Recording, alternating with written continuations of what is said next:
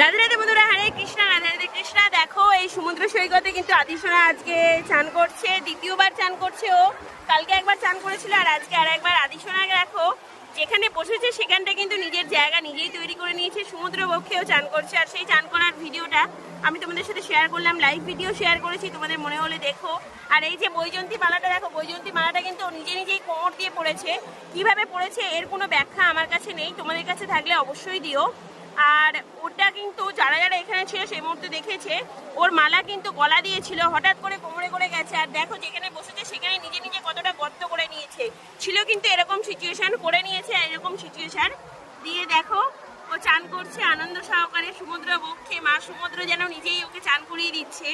এই অপূর্ব দৃশ্য দেখে মানে চোখ সার্থক করা ছাড়া আমাদের আর কোনো উপায় নেই।